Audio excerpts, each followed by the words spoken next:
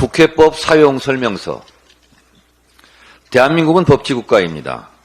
대한민국은 관례국가가 아닙니다. 법으로 관례를 깰 수는 있어도 관례로 법을 깰 수는 없습니다. 우리가 총선에서 한 표라도 한 석이라도 더 얻으려고 총력을 다하는 이유는 국회의 의사결정은 다수결로 하라는 헌법 제49조 조항 때문입니다. 헌법 제49조 제적의원 과반수의 출석과 출석의원 과반수의 찬성으로 의결한다는 국회의 의사결정 방법 때문에 총선에서 과반수 의석을 확보하려고 각 당이 노력합니다. 이게 아니라면 가위바위보로 150대 150석으로 나눠 갖고 국회 의사결정도 150대 150석이 합의할 때까지 기다리면 됩니다. 그러면 아마 국민으로부터 식물국회라고 지탄의 대상이 될 것입니다. 검찰이 무소불위의 힘을 갖고 있는 것도 헌법 조항 때문에 그렇습니다.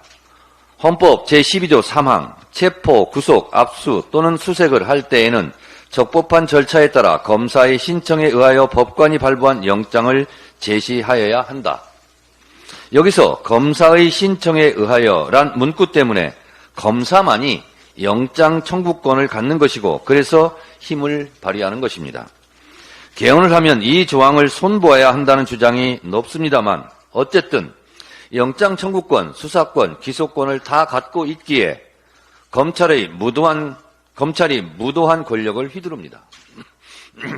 검찰은 그래서 수시로 법대로를 외칩니다. 좋습니다. 검찰이 법대로를 주장하듯 누구나 법대로도 같은 무게로 적용돼야 합니다.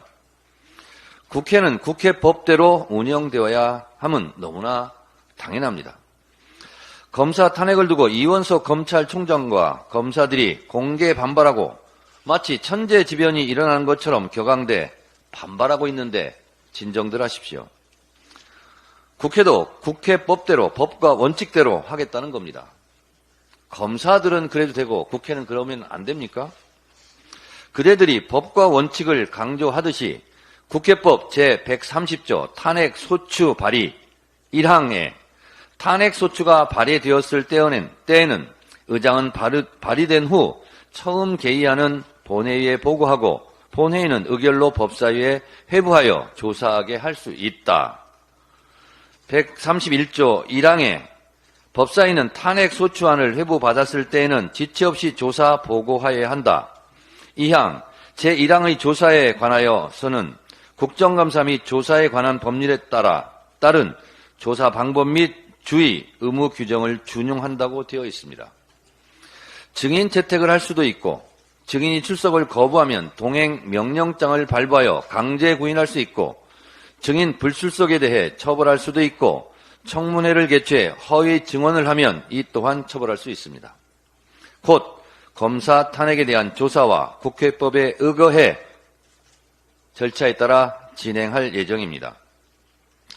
국회법 52조 2항은 위원장이 필요하다고 인정할 때 위원회를 개회할 수 있고 국회법 49조 1항은 위원장은 위원회를 대표하고 의사를 정리하며 질서를 유지하고 사무를 감독한다고 규정해 위원장의 의사 진행권과 질서 유지권을 포괄적으로 규정하고 있습니다.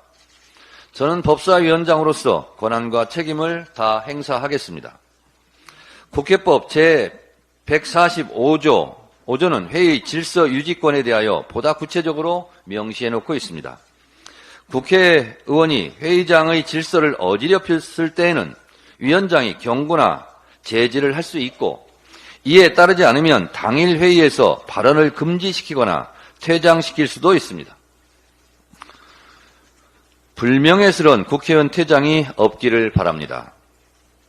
위원장의 이런 질서 유지권 발동에 응하지 않고 회의 방해를 계속할 경우에는 국회 선진화법에 의해 형사처벌을 받을 수 있고 징역 5년 이하, 징역 7년 이하의 형사처벌 결과에 따라 국회의원 재출마가 불가능해질 수도 있습니다. 매우 무서운 법입니다. 국회법 제166조 국회회의 방해죄 일명 국회 선진화법 조항에는 퇴거 불응죄도 있다는 점을 분명하게 말씀드립니다. 관례는 항상 논란의 대상입니다. 법은 논란의 대상이 아닙니다. 이런 주장, 저런 주장이 있을 때는 논란이 되겠지만 법조항은 준수할 의무가 있습니다. 어제 무제한 토론 필리버스터 중지도 180석으로 종결시킬 수 있다는 국회법 106조 29조 6항에 따른 조치입니다. 윤석열 대통령 탄핵 청원도 국회법 제125조 청원 심사 보고 등을 규정한 법과 절차에 따라 진행될 예정입니다. 제125조 사항은 현장 조사도 할 수 있고 청원인, 이해관계인 및 학식 경험이 있는 사람으로부터 진술을 들을 수도 있고 국회법 65조 1항에 의거해 청문회를 열 수도 있습니다.